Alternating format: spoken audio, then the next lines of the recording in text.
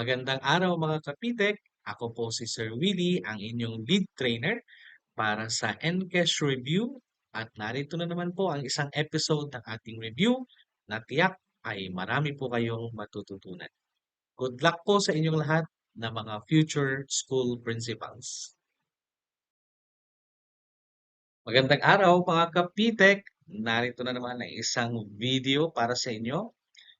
Quick mock test po tayo under domain number 1, leading strategically. Some of the questions I think or maybe nakita nyo na, so we just have to provide the rationalization sa mga sagot para mag-guide kayo at mapalawak pa yung understanding natin doon sa topic na dinidiscuss. Mga kapitek, kapag nagbibigay tayo ng mga mock test, ang titignan po natin dito, ang suggestion po is that you have to look into the rationalization ng sagot so that you can apply that whenever that it will be necessary sa mga examinations na pwede niyong makita or sa darating na NCAS exam. Okay? So please continue following us, subscribe, i-share po natin yung video na to para mas marami pa po natin, mas marami pa tayong matulungan. Alright, let's start off. So again, mock test number 4 tayo, domain 1, leading strategically, question number 1. Which of the following is not expected from a school leader? Building strong and sustainable motivation to attain plans, okay, commitment to help, enthusiasm to attain organizational plans, or build networks of affiliations. Seemed that lahat ng choices ay tama, pero ang not expected dyan ay build networks of affiliations. Okay? Building connections, okay, pero network of affiliation would not easily translate into something tangible sa ating school. So, iba yung level niya kapag kung titignan mo yung yung tatlong na ng mga choices po natin. Mga kapitek, in the manner of answering yung mga sagot natin, you really have to be sensible doon sa hinahanap mismo ng STEM. Or, para mas madali nating maibigay, yung tip na yan is that you really have to look into the meaning ng mga choices na pwedeng magpangga doon sa hinahanap mismo ng ating STEM. Alright? Question number 2. School leadership refers to the following except developing people, financial literacy, setting directions for the organization, or transforming the school into effective organization. Alin dyan ang hindi kasama under school leadership? Letter B, no? Financial literacy. Okay. Lahat po kasi yan ay positive statements, good. But in terms of yung school leadership per se, no, hindi po natin pwedeng isama ang financial literacy. Question number 3, how can communication systems within the school be improved? Under domain number 1, ang isa po na importante na strand niya ay ang communication. So, dito siya pwedeng i-link, no? In this particular case, what will you do to improve the communication systems? Correct answer is letter D. We need to carry out periodic communication audits. There are many confusions in the field as to the interpretation of the DepEd orders.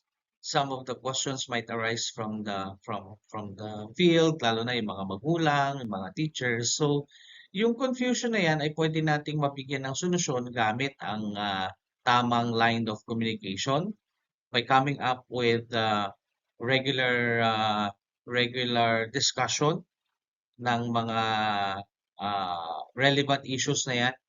But at the same time, yung improvement, yung term kasi na hinahanap yung improvement eh. So how can you improve?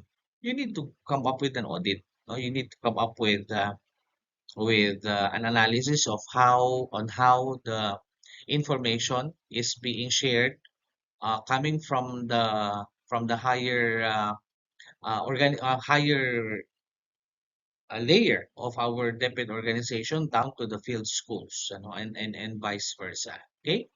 Question number 4. The following are the guiding principles in the development and implementation of the SIP exam. So, hindi naman alin po dyan ang hindi kasama sa mga guiding principles. A, SIP shall be solely anchored on school goals.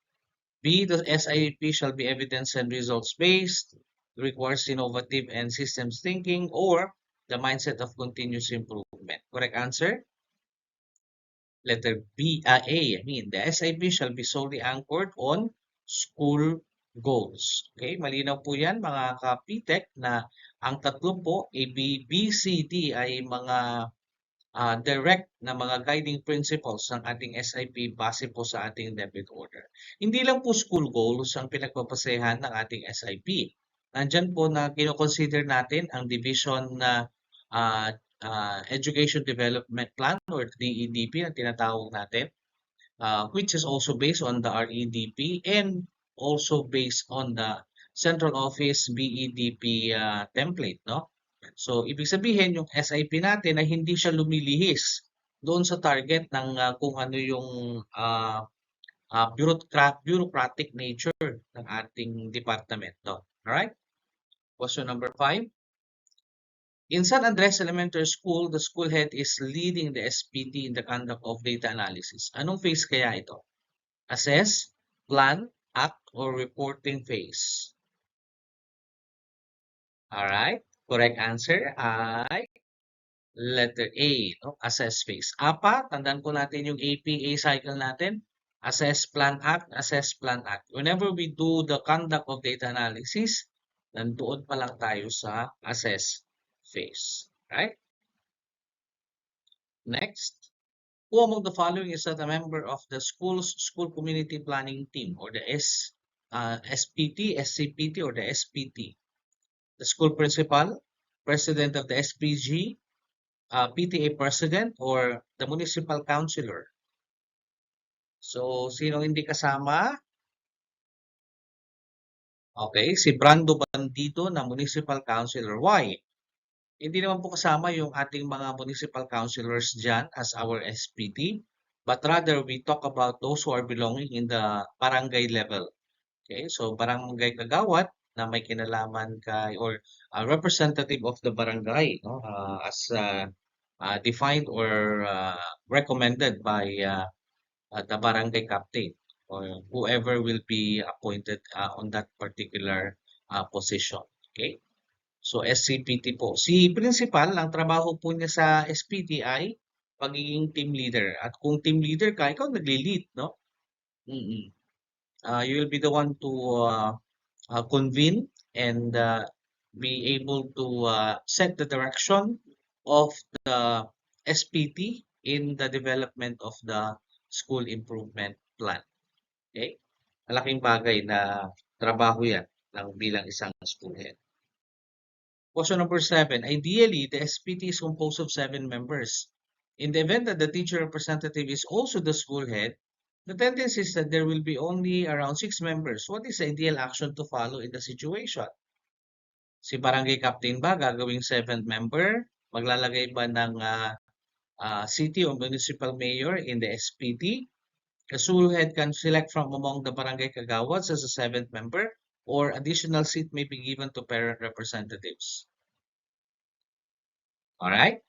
Ayon sa DepEd order natin, ang tamang sagot ay additional seat may be given to the parent representatives. Okay?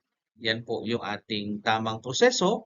Hindi po natin ilalagay si kapitan, hindi tayo kukuha kay mayor, at hindi tayo pipili sa ating mga barangay kagawads. Not unless na additional seat, no, may be given or yung parent representative na yan ay po pwedeng kasama, no? Siya ang kapitan, siya ang school head, but very clear yung sinasabi na parent representatives po ang ating ilalagay. Okay? Question 8.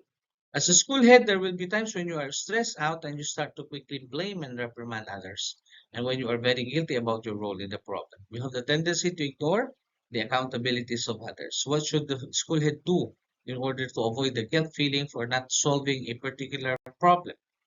Okay? So, legal Not particular on the legal side, pero the moral side ang titinignan natin. Are you going to verify your understanding of the problem? You prioritize the problem. You understand your role in the problem, or you define complex problems. Correct answer?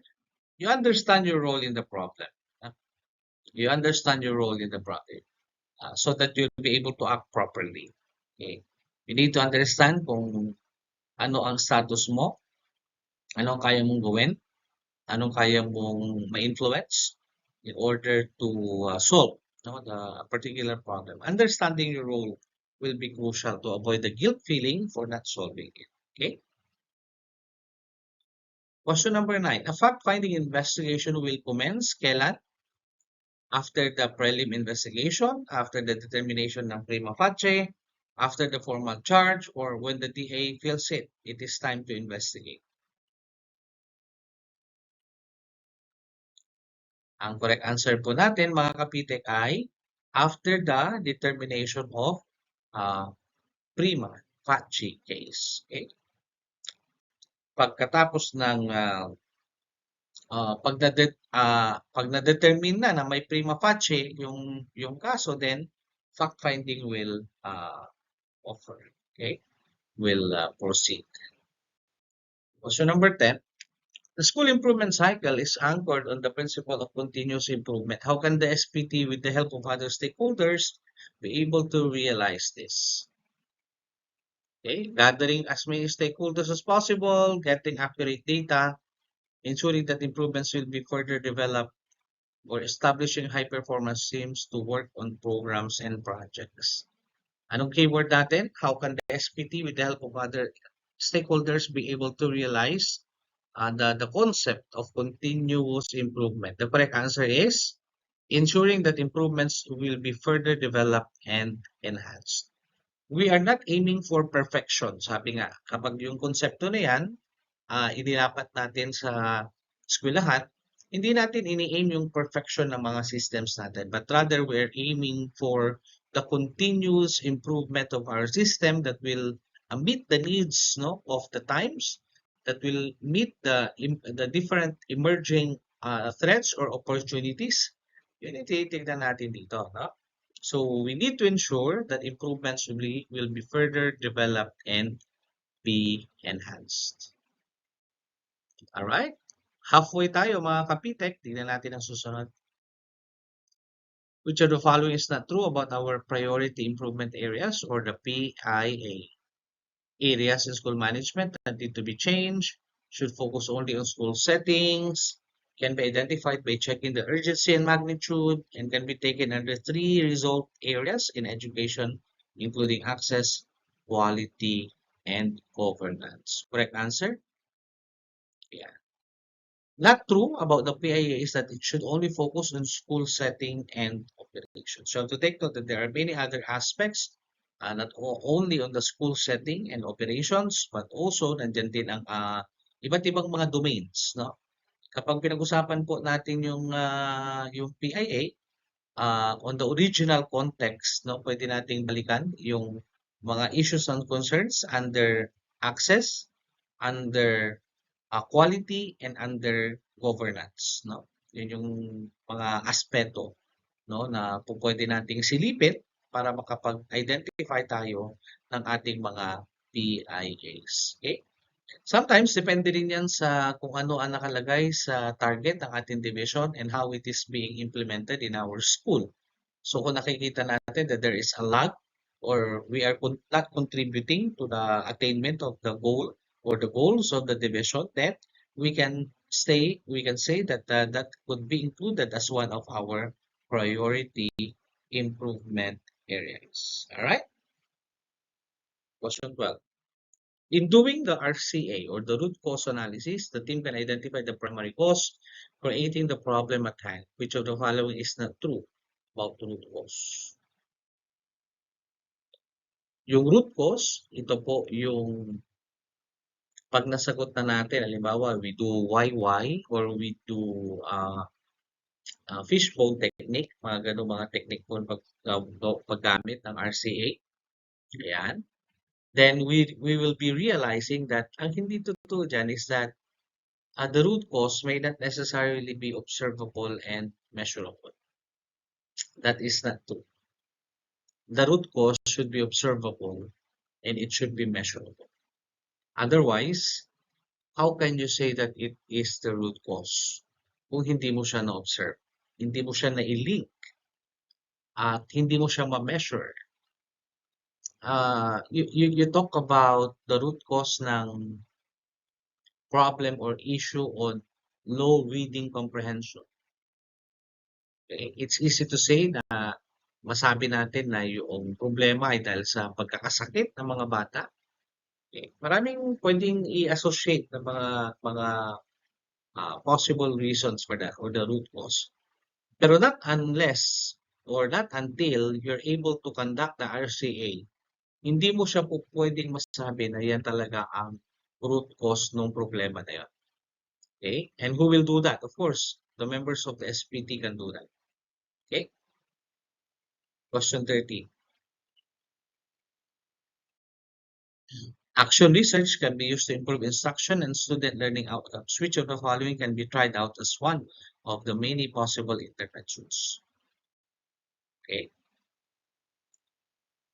New learning approach, old ways, trying out new and unique curriculum, or improving school fiscal management. Tamang sagot ay yan. In the improvement of the learning outcomes, okay din lang D pero tingnan natin yan. The new learning approach ay pwedeng i-subject into a research that would provide significant details as to the effectiveness of a certain approach or the intervention being implemented. Old ways hindi naman yan. Old ways na yan, bakit mo pa isa-subject into research, di ba?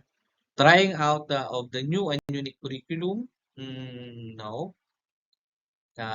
Yung unique curriculum, we don't have really a unique curriculum, so how can it be implemented? At yung fiscal management naman, okay din siya. Kaya lang, the problem with the fiscal management is that it is not directly related to improvement of the learning outcomes. Mas maganda itong the trying out of the new learning approach. This one's better over the other. Letter D. Okay? The development of the SIP requires innovative and systems thinking. Anong keyword natin dito? Innovative and systems thinking. To carry out the process, what kind of mindset should the school head be reminded of? Okay? So, again, kapag ganyan yung keywords natin, innovative and systems thinking. You have to take note the systems thinking. These are synonymous to the answer on letter B, which is continuously improving. So again, continuous improvement will be the name of the game as we think about our SIP development.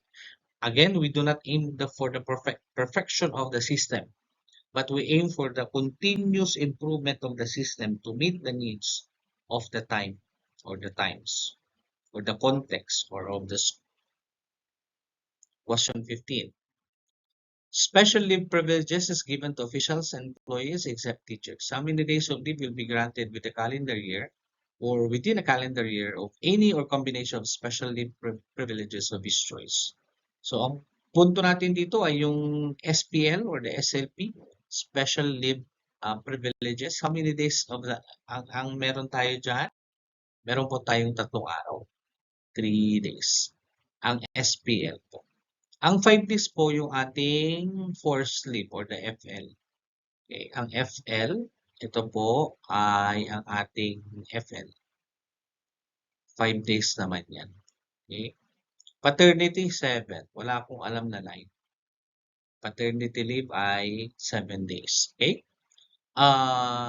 However, itong forced leave na to, ito ay binabawas doon sa ibinibigay sa atin na 15 days 15, no?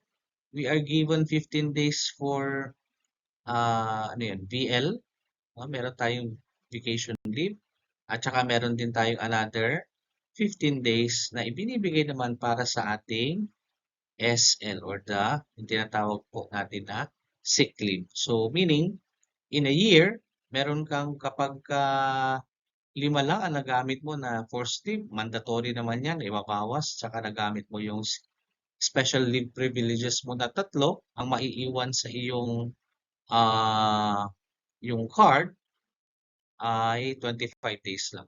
So makakaipon ka ng 25 days in every year. Ayan. Maganda na rin yan, no? Di ba? Para sa ating terminal leave benefits mamaya. Question 16. Who cannot sit as a member of the school grievance committee? Kapitek, SGC ang School Grievance Committee, no? Ang pinag-uusapan po natin dito. Any kind of grievances. Problema sa loading, problema sa working conditions, mga ganyan. So kapag may mga issue na ganito na hindi naman natin categorize as under the administrative case, then ang pinapagana po natin ay School Grievance Committee. Sinong hindi kasama? Alright? Yeah, hindi kasama po dito ang district supervisor. Hindi po kasama si district supervisor. So when the grievance committee is activated, ito po yung mga kasama, si principal or the head teacher, merong isang teacher acceptable to both parties, and the president of the teachers club or the faculty club. Alright, malapit na mga kapitek. Question number 17. A married male employee is entitled to paternity leave of how many days? 30, 20, 10, or 7? Nabanggit ko kanina yan. Kaya ang tamang sagot po natin ay 7 days, no? Married, take note mga kapitik, married male employee. Pag hindi married, hindi pwedeng makapag-avail ng paternity leave. Pag hindi married. No? Ilang araw ito? 7 days. Pwedeng paputol-putol yan ng paggamit. Hindi naman diretso ang paggamit yan. Okay? Yung maternity leave, dahil ginawa na siyang 105 days ngayon, may provision doon na pwedeng magbigay kay father ng kanyang leave kung kinakailangan para suportahan niya yung panganganak ng kanyang basis. Alright, okay? Married male employee. Hindi kasama or hindi ganun ka sa mga babae pag nag-maternity leave, automatic ang maternity leave ay pag nanganak, whether may asawa or wala or whatever, ito ay grant yung kanyang maternity leave benefits. Alright? Question 18. Which of the following is not a responsibility of the school head? Okay, recommending staffing complement, offering educational programs, hiring needed teachers, implementing the curriculum. Answer is yan. Okay? Hiring needed teachers and personnel. Hindi po tayo, mga school heads hindi po tayo nag-hire ng mga teachers. Nagre-recommend lang tayo, no? Pero hindi tayo ang nag-hire. Kasi ang nag-hire, ito ay trabaho ni SDS. Okay? Question 19. Which of the following is the most crucial question to consider in using community resources in the classroom? Gumagamit ka ng community resources in the classroom, ano ang number 1 consideration? Crucial consideration. Correct answer? Can the resources be used? Have some resources been overused? Do the resources meet the needs of the program? Or would the use of these resources be controversial?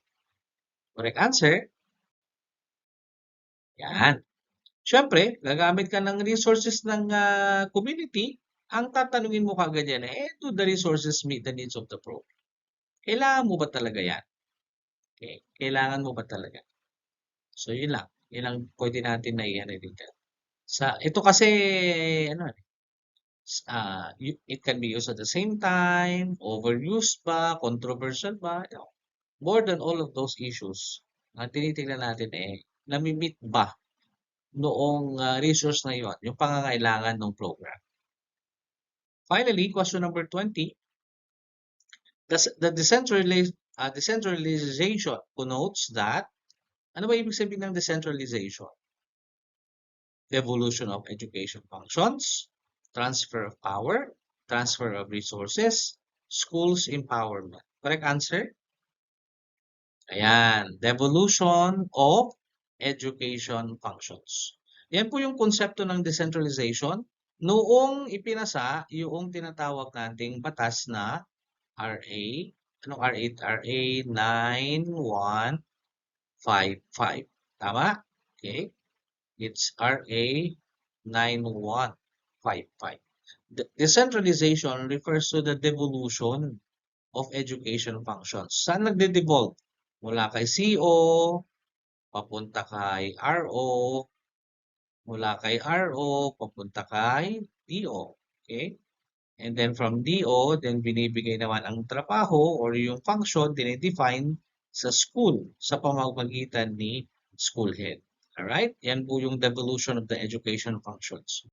Nagkaroon ngayon ng mga definitive na mga functions ang iba't ibang mga layers or yung mga field offices na tinatawag natin noong ipinasa ang RA 9155. Okay? Ayan. I hope na malinaw po yan mga ka-PTech. Maraming salamat for the continued patronage po sa ating mga videos. Maraming salamat sa inyong panonood. Please like, comment, share, and subscribe for more relevant NCASH review videos. Good luck, future school principal. Saludo. Thank you and magandang araw.